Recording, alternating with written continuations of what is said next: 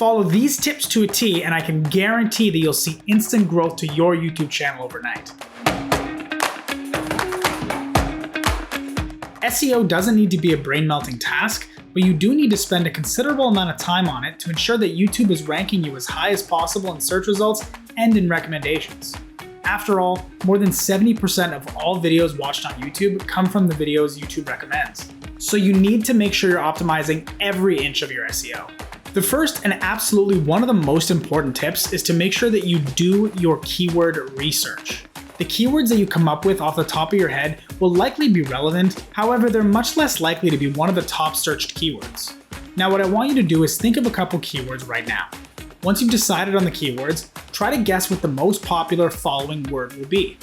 For example, I chose YouTube SEO, and the third word I'm guessing is optimization. The amount of times I say SEO optimization in this video is incredible. I'm well aware that it's redundant. Now take your keywords and type them up in the YouTube search bar and check the result. I'm confident that 90% of you watching did not guess the top result correctly. Now as you can see, this demonstrates the importance of researching your keywords. You want to try to pick out the most popular and relevant keywords in your titles, descriptions, and tags. There are so many great ways for you to do your keyword research, and one of those ways is by using answerthepublic.com. This option takes in a couple of keywords that you want to target and spits out their popularity and search volume. Another great option is vidIQ. vidIQ offers a plethora of YouTube SEO optimization tools, some of which are locked behind a subscription, but many great ones that are free and will help you get started. You can also use YouTube search, Google search, as well as Google Trends to get a really strong picture of possible relevant keywords. Using each of these tools in conjunction with one another will provide you with optimal results when doing your keyword research. So just don't forget to keep them all in mind. Don't forget, likes, comments, and subscriptions are free. Now I'm willing to bet that the majority of you watching this video don't have a channel intro. Though this may not seem like an important piece of the SEO puzzle, you need to consider that your channel intro is a perfect way to funnel the appropriate audience over to your channel to watch all of your other amazing content. An intro not only gives a good breakdown to a potential subscriber of what to expect on your channel, but it's also an additional metadata vessel in which you can pack channel-specific keywords to reel in a boatload of potentially thousands of new viewers to your content. Now that you've done all the necessary keyword groundwork, it's time to create an optimized title, description, and set of tags. One of the most important elements to obtain views is to play into the viewer's psychology and to get them to click on the thumbnail. But before you can even do that, you need YouTube to actually display your thumbnail. This is where near perfect optimization will come into play. You want to make sure that every little bit of information you write is carefully crafted to include your keywords while also sounding as natural as possible.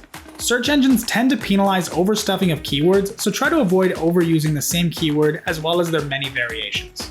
Now you've got an empty title box with a 100 character limit, an empty description box with a 5,000 character limit, and lots of great keywords. But what do? It's time to get creative and use curiosity and keywords to maximize viewership. You'll want to use your top keyword in your title, and if you can, use long tail keywords like how to maximize viewers, as this will match many high volume YouTube searches. When trying to create a compelling title, remember that you want to open a curiosity loop. So create a title that piques the potential viewer's curiosity, but doesn't give away any key details. They'll just have to watch to find out. Just make sure you deliver on what your title says. They won't recommend a video if it's clickbait and no one's enjoying it. You also want to always remember to keep your title short and sweet. You've got a max of 100 characters, but it gets truncated around 70 characters. So keep your title interesting, but to the point. So now you've got the daunting description box staring you right in the face, and you don't know what to write. Well, actually you do know what to write, because you just made an entire video about it. You'll want to create a summary of what to expect in the video, but make sure to include all of your keywords. And remember that tags are relevant to SEO, but not as important as titles or descriptions. So for your tags, try to get as close to the character limit of 500 as possible, just make sure they're relevant, and try to add as many long tail keywords as you can. So just like social media, hashtags play a key role in the discoverability of your video. They can be used to lead viewers to your video from others that are using the same hashtag. So if you tag your video correctly and use a trending hashtag, you're more likely to appear in a viral video's recommendations. Just be sure not to overuse the hashtags. It's generally recommended not to surpass 3 hashtags, but I would just recommend keeping it to 1 or 2. So now that you've got a compelling and keyword-rich title, you need to tie the knot with a strong thumbnail. Now your SEO will bring you initial impressions, but you need your thumbnail to bring on the rest. Click-through rate is one of the most important factors in YouTube's search algorithm and can make the difference between ranking first or not even ranking at all. Creating an interesting thumbnail and a thought-provoking title will guarantee an increase in your CTR and in turn will contribute to your SEO. There are a number of great options for creating thumbnails, one of which is Canva. Canva is what I use for all of my graphics, images, and thumbnails because it's super user-friendly and it's free to use. You can pay for Canva Pro, which I would recommend if you're looking to take things a little bit more seriously. However, the free version works perfectly fine. Another great option, of course, is Photoshop, but an excellent free alternative that I've been using for a couple of years now is called Photopea. To the average user, Photopea is practically indistinguishable from Photoshop and provides you with everything you need to make a great thumbnail. Now, when it comes to creating thumbnails, I always encourage that you come up with your own designs. But it's always also a great idea to search for similar videos and follow the trends surrounding the thumbnail design. But don't forget that you want to stand out from the sea of competitors, so never forget to add an element or two that attracts the eye and is more likely to pull potential viewers your way. After all, once a potential viewer opens their homepage and sees 15 video thumbnails, each and every one of those channels are competing for the view. Only the strongest title and thumbnail will prevail. During your video, always be sure to emphasize viewer engagement.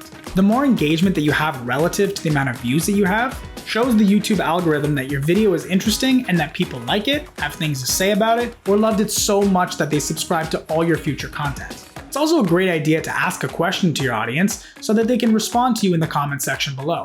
For example, if you got anything great from this video and you've applied it onto your own videos, please comment back down in the section below. Terrible. Please comment down in the section below and let me know what you got. What the f is that? Comment down below what your results were. Now, don't be fooled by dislikes either, because they absolutely count towards your viewer engagement. Dislikes are also a great way for telling YouTube that your content or type of content doesn't interest the viewer and will avoid recommending it to them in the future. This in turn gives YouTube more data and understanding of who it should be recommending your videos to.